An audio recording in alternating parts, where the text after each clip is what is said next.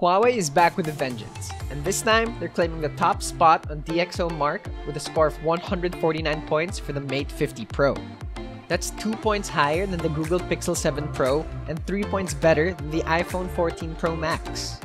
And to think they no longer have that Leica co-engineering partnership that got them noticed many years back. Hey, what's going on guys? Nico here of Tech. And in this video, we're going to show you some of the very interesting camera capabilities of the new Huawei Mate 50 Pro and why it got top marks in photography.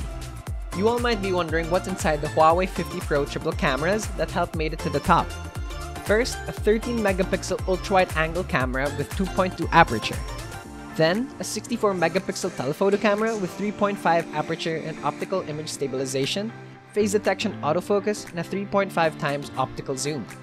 As for the main camera, it has a 15 megapixel with phase detection autofocus, contrast focus, optical image stabilization, and AIS, and get this, variable aperture from 1.4 to 4 with 10 stops in between. This allows you to practically control the amount of light that enters the camera and also adjust the depth of field. Let me show you guys some examples. Here, we have a stormtrooper in the foreground as our subject and an R2-D2 in the background.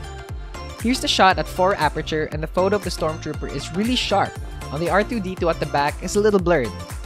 Now we'll take the same shot but at the widest aperture of 1.4. As you can see, the R2-D2 at the back is showing some serious depth of field. Here's another example and we'll show you all the 10 f-stops with these set of transformers here with us. We have Megatron at the front, followed by Hound, Optimus Prime, Hot Rod, and Crosshairs farthest back. We're missing Bumblebee, but that's fine. With Megatron as the focus point, let's start with 4 aperture, then 3.5, 3.2, 2.8, 2.5, 2.2, 2, 1.8, 1.6, and finally 1.4. You can clearly see the difference in the bokeh effect from 4 all the way down to 1.4 aperture. Now let's try that again and do the reverse, but this time we'll have Crosshairs as our focus point. You will notice that the bokeh effect on Megatron slowly changes as we go from 4 aperture down to 1.4. Now you might be wondering how this is done. Well, some of you might be familiar with this in standard DSLR lenses. The aperture of the lens is opened and closed mechanically and operates like the pupil of your eye. It can be opened wide or shut down to a small circle. The number of blades that make up your lens's aperture are what makes the difference between a poor bokeh and a nice, crisp bokeh. What you can see here are the aperture blades that are closing and opening on the primary lens of the Mate 50 Pro. That lens uses 6 aperture blades. You can imagine how thin those blades that are stacked on top of one another to create the variable aperture. Huawei calls it the Ultra Aperture X-Mage camera. That's some impressive engineering right there. Equally interesting is the secondary camera with telephoto system. It's a 64 megapixel sensor with 3.5 aperture sensor.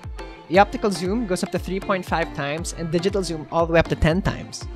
In this example, we tried out the 3.5 optical zoom on Hound and Crosshairs. The image quality is impressive in both instances.